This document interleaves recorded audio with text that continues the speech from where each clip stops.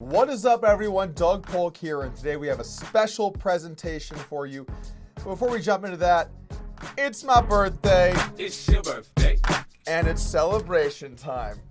All right. Holy shit, that's the fan. Where'd the fucking cork go? Okay, so it is my 28th birthday. Shout out to me.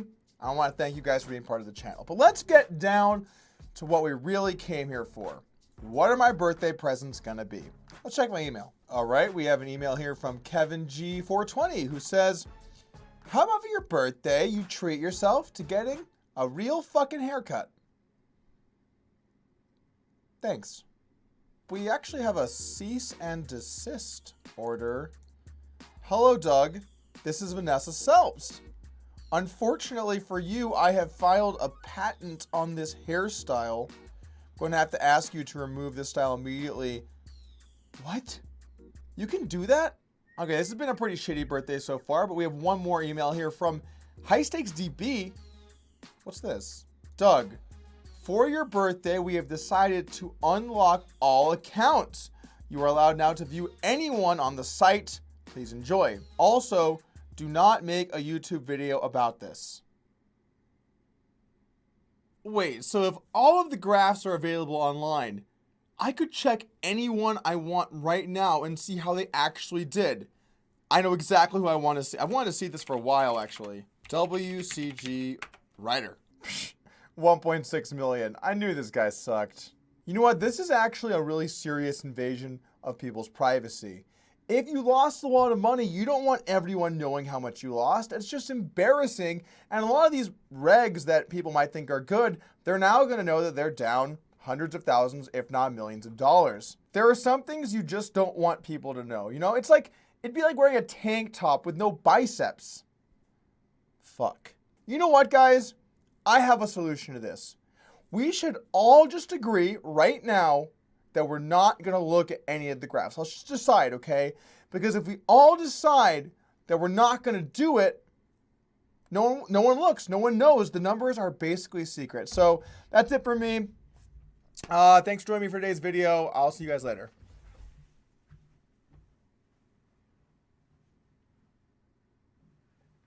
Okay, I just gotta look up really quick.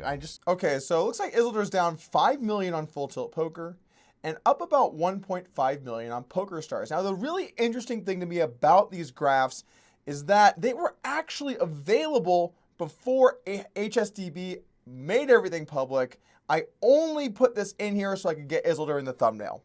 Next up, we have a high stakes PLO player with color. Not exactly sure who that is. Let's see, going along. All right, winning, nice, winning. Oh, he's up almost a million. Wait, what's going on? What's going on? No! Come back! Come back! Okay, now we're taking a look at Nanonoko. And wait a second. I've seen this graph before. His relentless work ethic and intense dedication have produced one of the most incredible graphs in online poker history. Nano is one of the most legendary mid-stakes grinders of all time. In fact, he might have won the most at 2-4-3-6 of any player ever, and he did so 24 tabling in, relatively tough games. So you have to have some respect for that. The problem for Nano is when he starts to play higher stakes, he's not really in his element anymore. Nano's strength was never, I'm going to make the best possible decision all the time. It was in making, wide adjustments across 24 tables. So in the high stakes arena, Nano was always someone that if you saw playing, you probably wanted to jump in. But that doesn't take away from how much success he's had in his career and the fact that this guy has won millions of dollars playing cash online. So while we're on the subject of PokerStars pros, let's talk about a couple of the other high-profile guys. And first up, I want to talk about Jason Mercier. For starters, I don't know why there are all of these people out there that keep talking about Jason Mercier not being an excellent player. Frankly, who are they to say anything about someone as successful as Jason? And his results across all spectrums are fantastic, and let's take a look at them right now. Okay, see, he's up.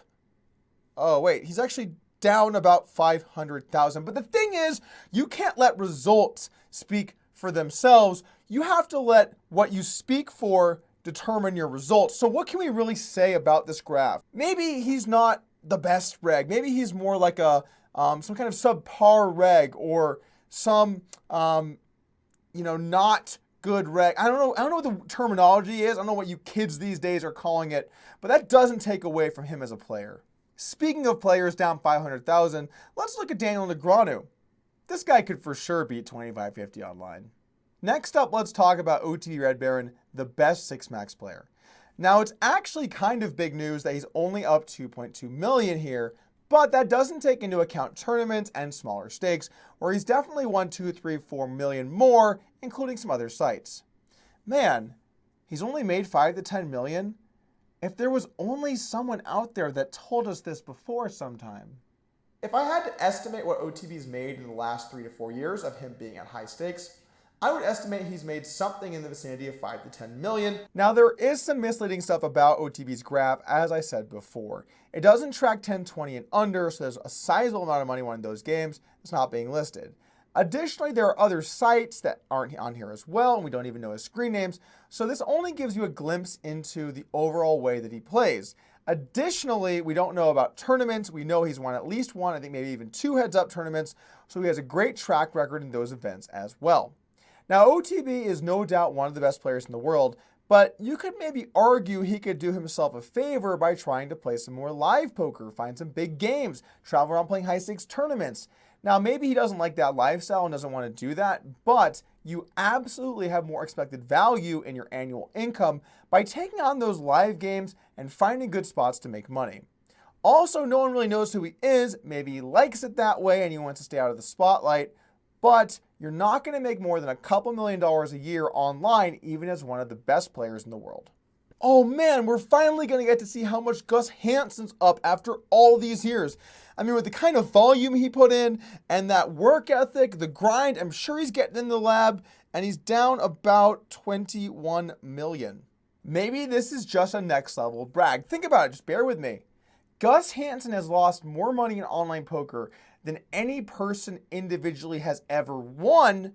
So imagine how much more rich Gus Hansen is than everyone else. He's probably just laughing at everyone right now. Next up, I want to talk about Nicolas Heinicke, otherwise known as Ragin70. This guy has an unbelievable poker story. He came up on Pokerstars playing some of the mid to high stakes games.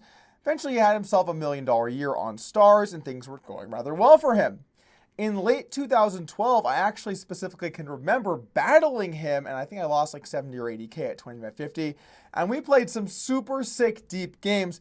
I remember thinking to myself that he was a good player, but a little bit straightforward, although with how much I lost, maybe he was doing just fine. Anyway, the next year, I remember watching as he just made infinite money. He made $7 or $8 million online. He also won a live 100K high roller. He was also playing super high stakes cash that I heard he did well in.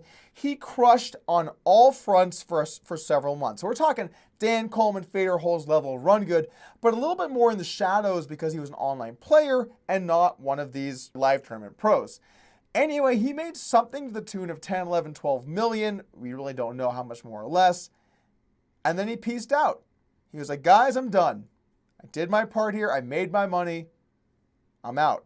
And he really has not played poker, to my knowledge, in the last several years.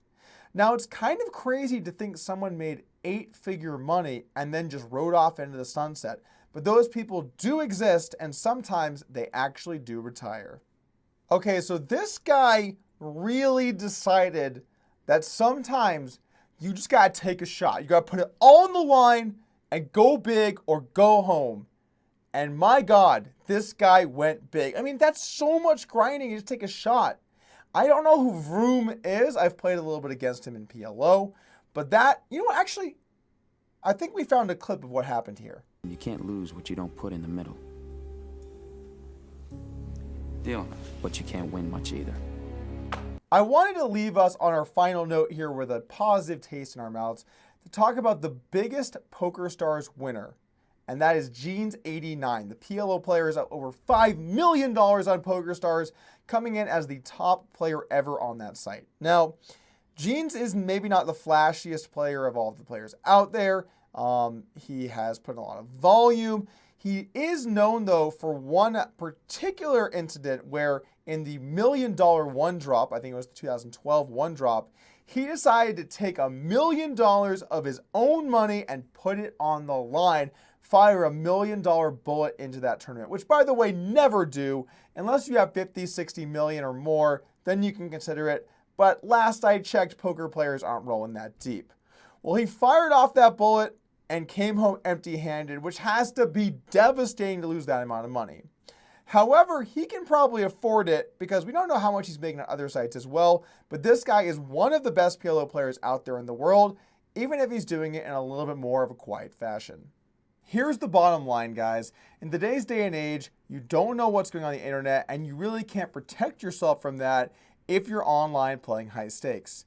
Now, if you asked me, Doug, is it good for poker that these were released or is it bad?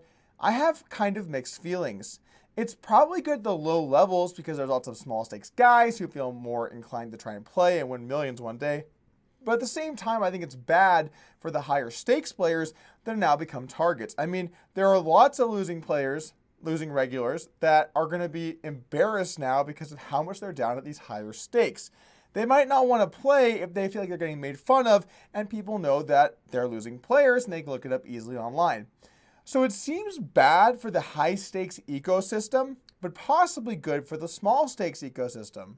I'm not totally sure what the result of this will be, but what I can say is don't play poker online thinking you're going to be able to be private because those days seem long gone. Thank you for joining me for my birthday here today. I'll see you guys tomorrow, and also as a reminder, subscribe to the channel.